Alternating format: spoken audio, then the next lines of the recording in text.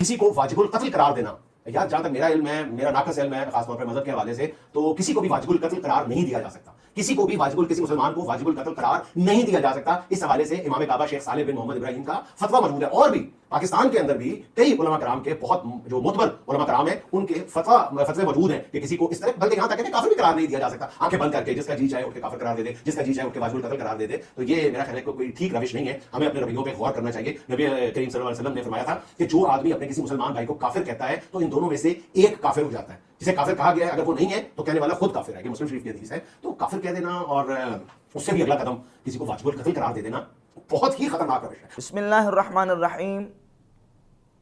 جنید سلیم صاحب جو کہ ایک معروف ٹی وی پروگرام کے ہوسٹ رہ چکے ہیں، انہوں نے انجینئر محمد علی مرزا کے حوالے سے ایک چھوٹا سا کلپ بنا کے موجودہ جو صورتحال چل رہی ہے فتوے کے حوالے سے اس پر اپنا تبصرہ کیا ہے، اور انجینئر محمد علی مرزا کے حوالے سے یہ بیان کیا کہ میں ان سے متاثر ہوں، اور انجینئر محمد علی مرزا کو ایک بڑا معتدل، مصلح اور بڑا نان کنٹروورشل قسم کی شخصیت ثابت کرنے کی کوشش کی ہے۔ اور جنید سلیم صاحب نے بار بار اس بات کو دہرایا ہے کہ کسی کے پاس کوئی حق نہیں ہے کہ کوئی کسی کو واجب القتل قرار دے، اور یہ مرزا صاحب کے خلاف جو واجب القتل کا فتویٰ دیا گیا ہے یہ غلط ہے اور یہ نہیں ہونا چاہیے، یہ بڑا ایک انتہا پسندی ہے اور اشتعال انگیزی ہے، اس کو ثابت کرنے کی کوشش کی ہے۔ دیکھیں، جہاں تک ماورائے عدالت کسی کو قتل کرنے کا مسئلہ ہے اور قانون ہاتھ میں لینے کا مسئلہ ہے، ظاہر ہے کہ اس کی ہم فیور اور حمایت نہیں کرتے، نہ کبھی کی ہے اور نہ اب کرتے ہیں۔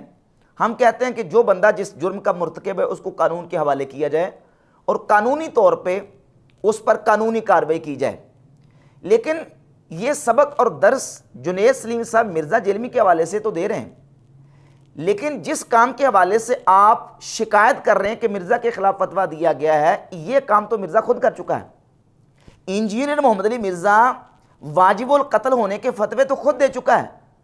جنید صاحب، آپ کے ممدوح عمران خان صاحب کی بیوی بشرا بی بی کے حوالے سے انجینئر محمد علی مرزا نے باقاعدہ بیان دیا ہے، آن کیمرہ مرزا جیلمی کا بیان موجود ہے جس میں اس نے کہا ہے کہ بشرا بی بی وہ بنی گالہ میں ایسا کام کرتی ہیں کہ اسلام میں جس کی سزا قتل ہے۔ گرچہ انہوں نے جو کچھ پرائم منسٹر کے ساتھ کیا، ان کو جا کے مزار کے اوپر قبر کے آگے جا کے گرایا، شرکی ایکٹیویٹی ان سے پرفارم کروائی، وہ ایک الگ بات ہے۔ اس اعتبار سے تو ہم کسی اس طرح کی شرکی ایکٹیویٹی کرنے والے کے لیے ایک رتی برابر بھی کوئی بینیفٹ اسے دینے کے لیے تیار نہیں۔ اس کے باوجود میں نے خاتون اول لفظ ساتھ بولا ہے، خاتون اول اور آنٹی پکی بولا، یعنی وہ عمل کرتے ہیں جس اس عمل کے ساتھ انہیں منسوب کرتے ہیں، واللہ عالم وہ کرتی ہیں نہیں کرتی، جس عمل کی سزا اسلام میں قتل ہے، وہ والا کام ان کی طرف منسوب کرتے ہیں، اور اس کے ساتھ جو نام وابستہ ہے وہ ان کو وہ کہتے ہیں۔ جو پرائم منسٹر صاحب کی ایکس جو وائف ہیں، انہوں نے بھی ایک دفعہ ایک ویڈیو شیئر کی تھی اپنے ٹویٹ کے اوپر، اس کی شکل بنا کے وہ کہتے ہیں۔ اب وہ کون سا کام کرتی ہیں اور اسلام میں کس جرم کی سزا قتل ہے؟ ظاہر ہے کہ اسلام میں یا تو مرتد کو قتل کیا جاتا ہے، یا اسلام کے اندر گستاخ رسول کی سزا قتل ہے، یا اسلام کے اندر جو ہے وہ جادوگر کو قتل کیا جاتا ہے۔ اب مرزا جیلمی بتائے گا کہ بشرا بی بی بنی گالہ میں کون سا کام کرتی ہیں کہ جس کی اسلام میں سزا قتل ہے اور وہ واجب القتل قرار پاتی ہیں۔ یہ باقاعدہ بیان دیا ہے۔ جنید صاحب، آپ یہ کہہ رہے ہیں کہ مرزا کے خلاف واجب القتل کے فتوے دے دیے گئے، یہ فتوے تو مرزا جیلمی خود دے چکا ہے، اس عمل کا ارتکاب تو مرزا جیلمی خود کر چکا ہے۔ بشرا بی بی جو کہ آپ کے ممدوح عمران خان صاحب کی بیوی ہیں، ان کے خلاف واجب القتل کا فتویٰ مرزا جیلمی خود دے چکا ہے، اور یہ پروف کرے گا، ثبوت دے گا کہ وہ کون سا ایسا جرم اور عمل کرتی ہیں کہ جس کی سزا اسلام میں قتل ہے۔ وہ مرتدہ ہیں، وہ گستاخ رسول ہیں، وہ جو ہے وہ جادوگر نہیں، کیا ہیں؟ یہ مرزا جیلمی اس کو ثابت کرے گا۔ اور جہاں تک بات ہے کسی کو کافر قرار دینے کی، تو اس عمل کا ارتکاب بھی مرزا جیلمی خود کر چکا ہے۔ کروڑوں مسلمانوں کو مرزا جیلمی مشرک، کلمہ گو مشرک، قبر پرست اور نعوذ باللہ تعالیٰ ان کا اسلام ماننے کے لیے تیار نہیں ہے۔ پھر اعمال میں بھی پہلے نمبر پہ آئے گی نماز۔ جو بندہ نماز ہی نہیں پڑھتا، اس بے نمازی چور کے ہاتھ کاٹنے کا کیا فائدہ؟ وہ تو پہلے ہی کافر ہے، اور اسلامی سزائیں کافروں پہ نہیں ہوتی، مسلمانوں پہ ہوتی ہیں۔ لہذا پاکستان میں خلافت کا نظام اس وقت ہوگا جب یہاں پہ مسلمان ہوں گے۔ ان کو کلمہ گو مشرک مانتا ہے، کہتا ہے کہ پاکستان کے اندر کروڑوں ایسے لوگ ہیں جو شناختی کارڈ کے اندر مسلمان ہیں، مردم و شماری کے اندر مسلمان ہیں، لیکن وہ حقیقت میں مسلمان نہیں ہیں۔ اور جتنے وہ لوگ جو اپنی غفلت اور سستی کی وجہ سے نماز نہیں پڑھتے، ان لوگوں کے بارے میں اس کا فتویٰ یہ ہے کہ وہ کافر ہیں، دائرہ اسلام سے خارج ہیں، وہ مسلمان ہی نہیں ہیں۔ اسلام کی روح سے، قرآن اور سنت کی روح سے جو نماز نہیں پڑھتا وہ تو مسلمان ہی نہیں ہے۔ تو خلافت کا نظام کس کے اوپر قائم کرنا ہے؟ ٹائم قیامت تک ہے۔ مجھے یہ سارے لوگ ذرا جواب دینا کہ کس کے اوپر خلافت قائم کرنی ہے؟ یعنی پاکستان کے شناختی کارڈ میں جو مسلمان ہیں ان کے اوپر خلافت قائم کرنی ہے کہ جی ادھر 20 کروڑ مسلمان رہ رہے ہیں اور انڈیا میں جناب 20 کروڑ مسلمان ہیں، بنگلہ دیش میں 15 کروڑ مسلمان ہیں، ان میں سے نماز کتنے پڑھ رہے ہیں؟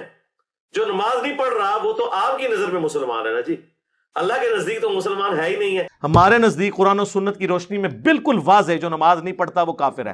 جب وہ کافر ہے تو سودی نظام، اسلامی نظام، ایک کہانیاں چھوڑو۔ جبکہ ہمارا موقف یہ ہے کہ جو شخص نماز کی فرضیت کا قائل ہے لیکن اپنی غفلت کی وجہ سے، لاپرواہی کی وجہ سے نماز ادا نہیں کرتا، نماز نہیں پڑھتا، وہ سخت کبیرہ گناہ کا مرتکب ہے، وہ جہنم کا مستحق ہے۔ لیکن جب تک وہ نماز کو فرض مان رہا ہے، نماز کا عقیدہ رکھتا ہے، وہ کافر اعتقادی نہیں ہے۔ جن احادیث کے اندر بے نمازی کے بارے میں وعید آئی ہے کہ وہ کافر ہے یا وہ اس نے کفر کا ارتکاب کیا، تو اس سے مراد کفر عملی ہے۔ من ترک صلاۃً اے من جہدا، من استخفا، من استحلا، یعنی جس نے نماز کو ترک کیا، معنی یہ ہے کہ جس نے نماز کا انکار کیا، نماز کے چھوڑنے کو ہلکا جانا، نماز کے چھوڑنے کو حلال جانا، فقط کافر ہے، وہ کافر ہے۔ اس کا مضمون اور اس کا مفہوم اور اس حدیث کا جو مطلب ہے وہ ہمارے ائمہ نے یہ بیان کیا۔ تو ان غافل مسلمانوں کو مرزا جلمی کافر مانتا ہے۔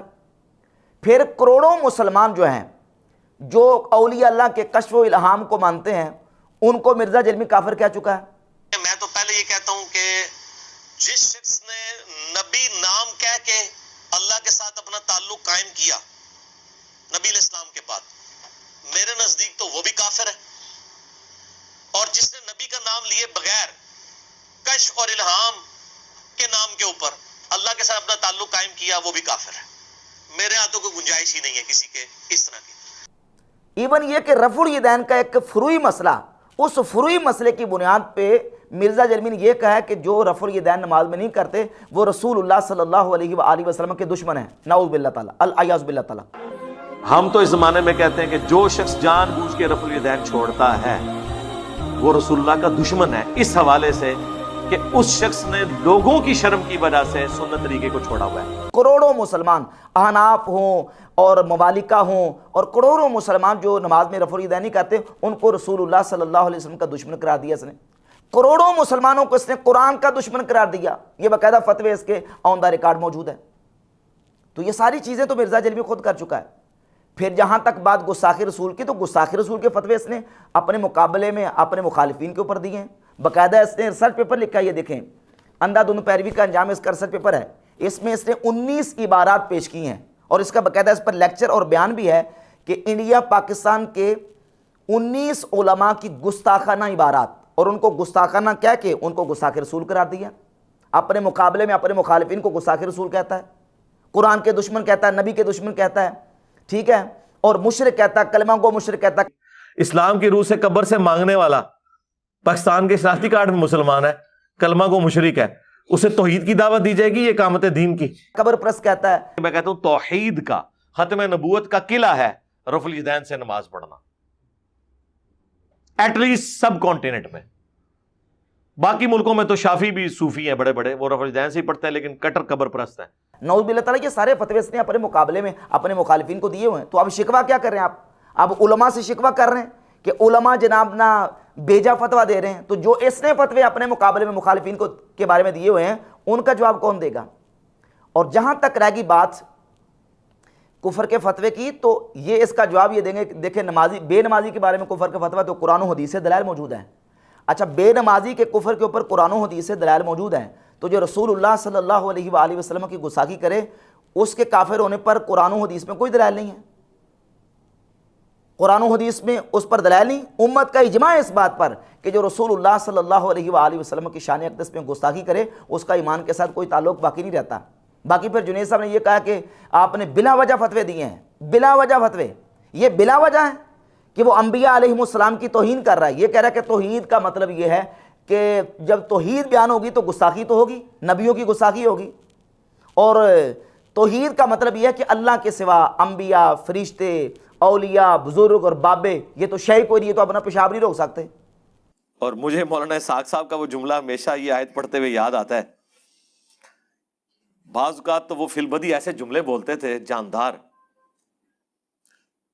تو ایک گفتگو میں انہوں نے فرمایا کہ بھئی جب توحید بیان ہوگی تو گستاخی تو آٹومیٹکلی ہو جائے گی، کیونکہ توحید کا مطلب ہی یہ ہے کہ اللہ کے سوا کوئی پیغمبر، کوئی فرشتہ، کوئی بزرگ، کوئی بابا، شاہی کوئی نہیں۔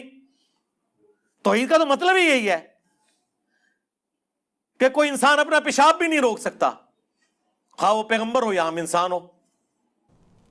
تو یہ اس کی وجوہات ہیں۔ نبی کریم صلی اللہ علیہ وسلم کی ذات اقدس کے بارے میں اس نے یہ کہا، نعوذ باللہ تعالیٰ کہ یہودی کہتے تھے کہ وہ کل کا چھوکرا، پھر اس کو ثابت بھی نہیں کر سکا۔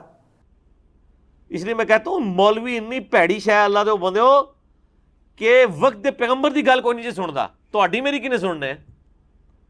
یعنی علماء یہود پروفٹ کے مقابلے پہ کھڑے ہوئے تھے اور انہوں نے اپنی پبلک کی مت مار دی۔ 10 یہودی بھی ایسے نہیں تھے جو آپ پہ ایمان لائے ہوں آپ کی مبارک زندگی کے اندر۔ کیوں؟ بغیم بینہم، مولوی ان کے بڑے بڑے جو پادری بیٹھے ہوئے تھے وہ کہتے تھے یہ کل کے چھوکرا آ کے ہمیں بتائے گا۔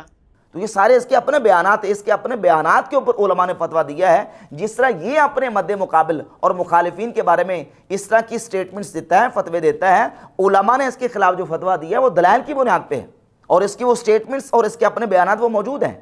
تو لہذا اب علماء سے اس کا شکوہ اور آپ کا علماء سے شکوہ کرنا کس طرح سے صحیح ہو سکتا ہے؟